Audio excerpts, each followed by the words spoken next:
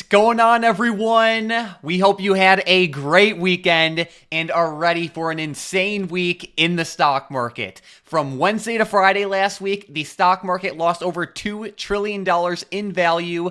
On Friday, 82% of the S&P 500 closed down in the red. And as it's been called, we have Liberation Day set to happen this week in America. Wednesday, April 2nd is when all of these major tariffs are set to go into play, like the global reciprocal tariffs, the tariffs on imports from Canada and Mexico, the auto tariffs, and the Venezuela-related secondary tariffs. So that will be huge for markets. On top of that, we have a Powell speech. We have more short exposure now than any recent correction, including COVID. And we had Trump come out today say that he's very angry and pissed off at Vladimir Putin. So we are set for a crazy week, Tom. Yeah, we definitely are, and we're starting to see gold even uptick a little bit more as a lot of this craziness is coming back into play. But looking at the market from Friday, there was a pretty massive sell-off that started to happen, and all week long we were talking about the PCE data, and that's what really kicked off the bloodbath on Friday. In pre-market, we started to see the SPY tick down a little bit, and then as the market opened, the bloodbath really ensued, and the SPY got down all the way to 555 underneath it. Closing around 554, officially down 2% on Friday. Going back to the heat map, there was some significant selling across a lot of tech stocks, and of course the PCE data is one of the bigger things that happened here, and it showed a slight uptick in inflation. Core PCE came in slightly hotter than analysts expected, and core excludes food and energy, which is pretty volatile, so to see core come in slightly hotter was a bit negative there. Here's the chart of the PCE. You can also see it kind of upticking over the past couple of readings. But Mike, that's what really kicked off the selling on Friday. The traders did not love it, and we have a lot to talk about for this week, like the Trump tariffs that I don't think traders are going to be loving too much as the week goes on. It's going to be a wild one, but let's say we look at the market from a broader perspective for a second. We can see, of course, Friday was a bloodbath, but when we zoom out, we can see that the market actually bottomed very well on like March 13th or so, and then over like the past 2 weeks, it started recovering in a decent way back to the upside. What we saw here was when basically the market was pricing in the full amount of craziness it has to do with these tariffs. But over these past 3 trading days, there has been fear rising a lot as Trump has been, pretty vocal about his auto tariffs and tariffs in general. And then on top of that, we have inflation rising in a hotter way than everyone expected it to. These are like the 2 worst things the market wants to happen right now, and they're both happening. So that kind of explains some of the recent price action, and we have a whole lot more to cover today besides that. But I did want to give that, that background. But talking more about like the recent short exposure data that we are seeing right now, we can see that when we look at the long to short net leverage, we can see is that a greater negative reading right now than COVID and even the sell-off in 2022. Essentially what this is showing is more and more large funds are shifting more towards the short side than the long side, and as you can guess, that's definitely not a great sign. Yeah, this is pretty much like showing the big money out there, and as people know, the big money kind of runs the market, right? That's probably why we've been seeing a lot of craziness in the short term. Looking at the SPY or the SPX on a daily chart, I thought it was pretty significant how it really rejected off of that resistance over the past couple of weeks, and we're starting to see a pretty big pullback. I'm not surprised to see the short exposure getting higher here. I am a little surprised, though, that it's higher than 2022, because right now we're kind of just in the beginning phases of an overall sell-off if we're going to get that true bearish market come into play. Yeah, it's nuts. And the good thing is that when we do have like crazy situations like we're in now, it brings upon some amazing opportunities, not only in just like a short-term sense, because especially on like intraday viewpoints, in some cases you have options rising by, 500%, 1,000%, and in some cases a lot more. So that's great for like short-term trading, but also like craziness makes great opportunities for like longer-term dip buys as well. So it's definitely an exciting time to be a trader.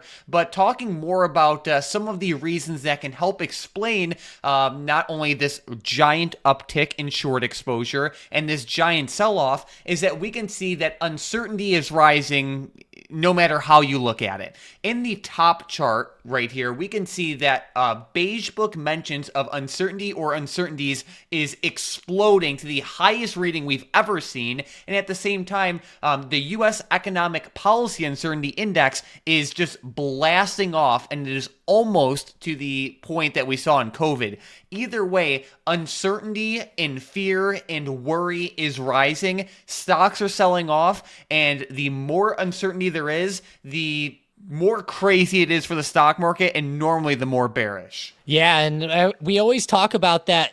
Whenever there's uncertainty in the stock market, stocks do not like that. You know, they definitely like more peace, right? More peace and certainty, kind of like what we saw in 2024, right? Like looking at the SPY, we saw a great uptick across 2023 and 2024. It was pretty peaceful. There wasn't too many. There was a couple pullbacks mixed in, but nothing too crazy, right? Nothing like what we're seeing right now. So definitely a weird thing there. And I think it makes sense, you know, obviously, with all the mentions in the Fed beige book with uncertainty. I know that right now it's pretty crazy, right? Even Powell seems like every time he speaks, he's talking about tariff uncertainty at the moment. Yeah, and I can't completely blame him either, because this tariff situation has been changing quite a bit, and it certainly is something that's extremely important. And, you know, this so-called Liberation Day for America is set to happen on Wednesday. Basically, we have a barrage of tariffs set to go into place. We have the global reciprocal tariffs, which will be extremely important, and I'm sure that there will be a lot of retaliation that goes along with that. At the same time, the tariff on imports from Canada and Mexico will go into effect as well. There was previously like a little bit of like an exemption where goods that were compliant with the United States, Mexico, Canada agreement, or the USMCA, those tariffs were exempted until April 2nd, so that exemption will expire on Liberation Day. Of course, the auto tariffs have been a big thing that has been in the news quite a bit lately as well. And then the Venezuela-related secondary tariffs were a 25% tariff on imports from any country purchasing Venezuelan oil or gas is set to take effect on April 2nd as well. So this is going to be crazy, Tom. Yeah, definitely. And there's going to be a lot more updates, I think, over the next couple of trading days where we're going to get a lot more talk about this and a lot more headlines coming out. So definitely come back and check out the other nightly videos this week, like Monday and Tuesday, as we head into this overall Liberation Day, because there's probably going to be a lot of crazy talks coming from this. And, you know, talking about Trump craziness, he even got pissed off at Putin today. It was kind of funny. He said he's very angry and pissed off at Putin during an interview for something that Putin said about Zelensky's leadership overall. And I thought it was a pretty negative thing to see here. And Trump even threatened tariffing Russian oil with this. He said there could be 25% tariff on all oil, a 25 to 50 point tariff on all oil in his exact quote. So pretty crazy there with Trump and Putin, maybe even tariffing Russia here. You know, it's getting that crazy with the tariffs. Oh boy. All right, Tom. So for the important levels for SPY for this week, I bet there's a lot to watch. What are you seeing on the charts? And just by glancing at this SPY chart here, I could tell we are getting close to some major levels. Yeah, definitely. Last week on Friday, that sell-off was massive, and SPY sold off through a lot of major supports. It bounced off a couple of them, but at the end of the day, a lot of these broke down. And as we look at SPY and we zoom out on the chart, there's of course a lot of levels here, but the main thing to watch for in the short term is going to be this 554 support from Friday. If the SPY cannot hold that low of day in this support, it's going to be brutal. And if that breaks down, I'll be looking for a test of some of these recent lows. I really like 552, and then especially that recent low at 550 is going to be extremely important to keep on the radar. If we break down below that, I think that there could be a lot more sell-off that starts to ensue, and I think that it'll cause a lot of panic in the stock market. But it might come on Liberation Day. Who knows, right? There's going to be a lot of up and down price action, and I just want to emphasize to not marry one direction. As we've seen over the past couple weeks, we've been seeing a lot of upside movement and a lot of downside movement, so expect craziness off those headlines. I think 550 is the most important level to watch. If we see a clean break below that, especially if there's bad news to go along with it, that will be a rough sign. I'm also not loving how we broke this higher low trend recently from SPY, where it posted that initial low right around like 550, and then that secondary one closer to like 558 to like 559. And on Friday, we just bled right through that. That was a rough sign to see. This week will be mainly driven based off of news and like tariff related updates. Trump has been coming out a lot, as he always does, with kind of like unscheduled bold statements. And when these happen, especially if they are, adjustments to like any tariffs that are set to go into effect, they have the ability to completely shift market direction within minutes. So basically pay attention to the news. And another thing too is like just having stop losses and having a clear idea of exactly what you are trading, like in terms of trend and thesis wise, and of course sizing reasonably and protecting yourself is of course the best and most important thing to do, especially in a market like this one. There's going to be a lot of great opportunities this week. We're seeing some strong, clean, momentum driven price action, but you have to have the right trading habits in place to reliably capture the opportunity. Yeah, 100%. If you do not have stop losses in this type of market, you can get ran over, and we've unfortunately seen a lot of that recently because there's been a lot of crazy price action, and the traders that just blindly hold and stuff are obviously having a lot of problems in the short term. So I definitely agree there, Mike. And looking at the overall market, I know it's been a little bit bloody recently. If let's just say you're a trader that likes to target more of the upside moves, right? Check out UVXY, check out SPXS, or even check out gold. Gold has been making record highs, and you don't even necessarily have to day trade it. Gold can even be a good swing opportunity, and it's been pretty reliable recently as these highs have been breaking. And I wanted to just mention this because I know a lot of traders are a little bit discouraged right now by a lot of the downside price action in the SPY, and it's okay to sometimes look at other parts of the market, of course. Yeah, gold has been where the money's been at all year long. Gold's at $3,084 an ounce right now. Every time we check in on it, it's at a new all-time high. So definitely keep it on watch. GLD is definitely a great way to follow it. But besides that, Tom, we also have a Powell event this week among some other pretty important economic data events. So what's going on there? Yeah, at 11:25 a.m. Eastern Time on Friday, Powell, the man, the myth, the legends, giving an economic outlook. Now, this is a long title, so bear with me. At the Society for Advancing Business Editing and Writing, the SABEW annual conference in Arlington, Virginia. Sometimes at these events, whenever Powell speaks, the markets can end up moving, so definitely have it on the radar. It's something that you should definitely be aware of. And then looking at the economic side of things, on Tuesday, we do have ISM manufacturing PMI and JOLTS jobs data, which will be huge. And then on Thursday, ISM services PMI, and then Friday, non-farm payrolls, the unemployment rate, and that Powell speech. Crazy. And then on the earnings front, it's basically all clear, which I certainly appreciate this week. We have enough going on with all of the tariff headlines and everything we've already mentioned. So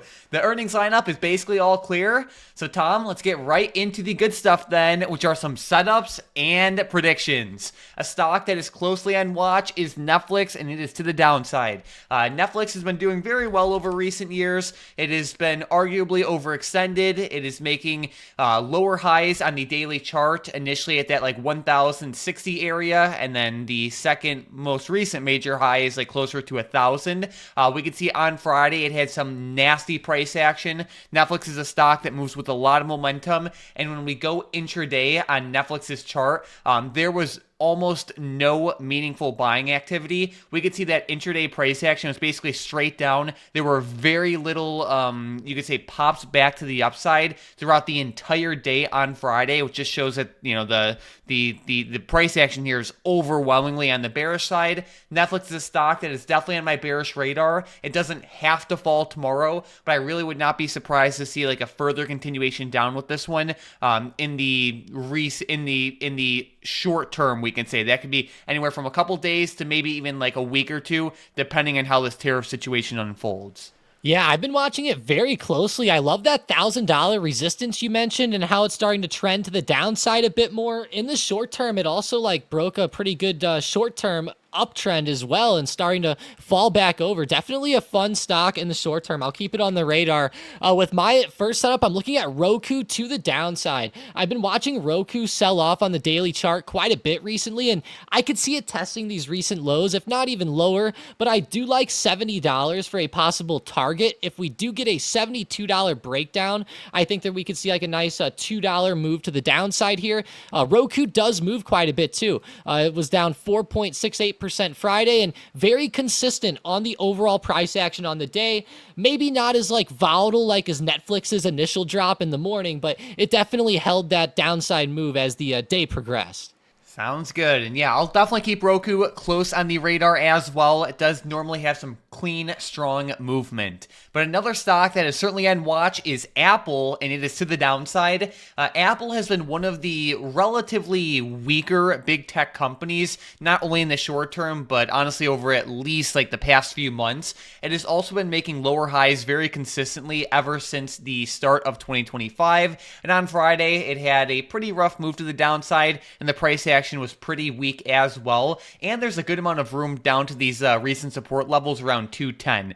Apple's definitely on my bearish radar. Of course, like the day-to-day price action will depend largely on the market news and sentiment, but I would not be surprised to see this one drop lower, especially if this news does not get better in the overall market. Yeah, this is a pretty rough sell-off by Apple. It tried to test resistance last week and really started selling off. I'm definitely a fan of it to the downside. With my next setup, I'm looking at AMD, Advanced Money Destroyer, back to the downside as well, but with some caution because there is a huge level coming up that I think a lot of traders are going to be targeting in the short term. That's $100. If we start to see AMD dip under 102, I'm definitely going to be watching for that $100 test coming up here in the short term. So I'll be watching for that downside move towards there. But I wanted to show the big buy wall on the Bookmap. There was around 50,000 shares stacked there in the middle of the day on Friday. And you can tell that this was a pretty significant level compared to a lot of the other like sell walls and even some of the smaller buy walls around like 101 and 102.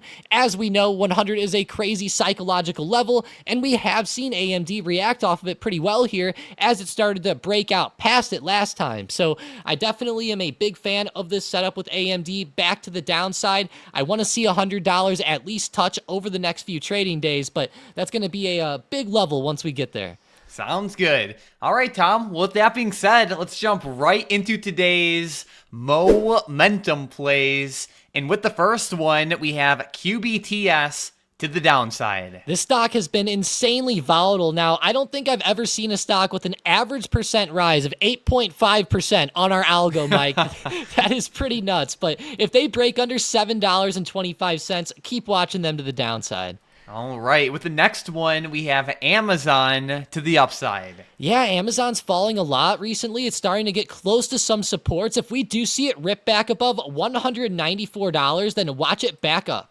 All right, and then with the last one, we have PayPal to the downside. Poor PayPal has been selling off like crazy. I have to go to the daily chart with this one really fast just to show the major support break in the short term. But if they end up falling under 64.90 just at that low of day Friday, then watch them to the downside as well. There we go. So we have PayPal, Amazon, and QBTS all on the radar for potential continuations tomorrow, if and only if they break through the levels listed. These stocks are volatile, so you better have stop losses to protect yourself, follow the money, and keep these stocks close on watch.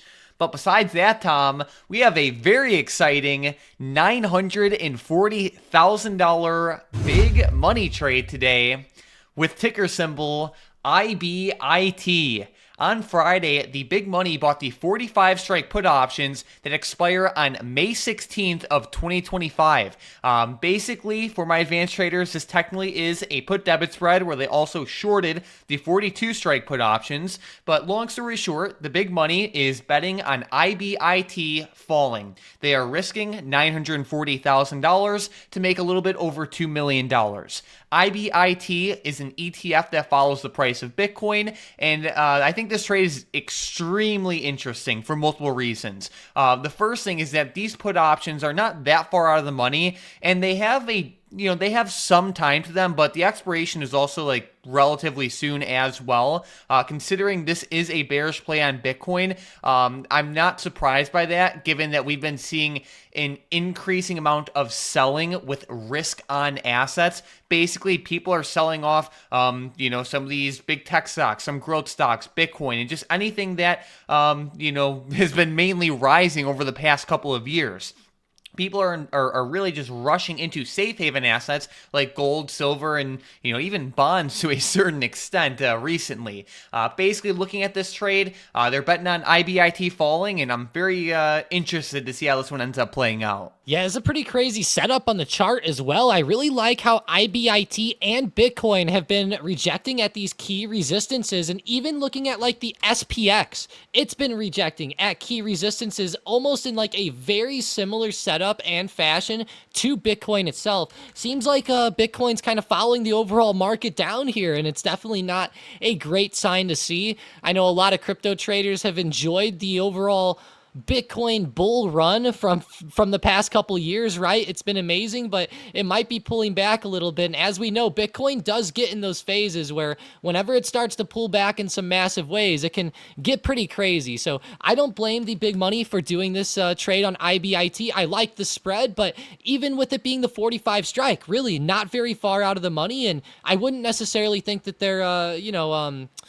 shorting this, for example. Obviously, it's a spread. So, I want to clarify that. Yep, so either way, keep a close eye on IBIT going forward. It should definitely be a pretty exciting one. And if you guys are new to the channel, definitely consider obliterating that subscribe button to get our videos recommended to you more often. Every single day, we do hours worth of research, finding the best charts, information, and important stuff you need to know in the stock market. We try to cover everything in around 20 to 25 minutes. Sometimes we go over if there's just a lot to cover. And if you like our videos and want to get them recommended to you more often, then consider joining the Stocked Up crew by obliterating that subscribe button. But we also have to give a giant shout out to today's member of the day, Ike in the Stocked Up trading floor, who had their best day of the year on Friday. Huge shout out to you, Ike. Keep up the great work going forward. And I have a feeling that this is just the very beginning. It's a great time to be a trader, and we are seeing some clean, strong movement right now.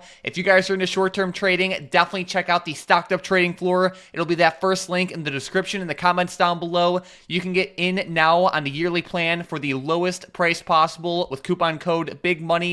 You'll get full access to our army of trading robots, our weekly live events, daily big money trades, and basically every resource you could possibly need for short-term trading. It's the place to be. And last week, the search bot had its biggest play ever, where it had GME put options that rose by 1,300% in a day. So that was pretty awesome to see as well. If you want in on the action, definitely check out that link down below. But besides that, thank you all so much for watching, and let's crush it in the market this week.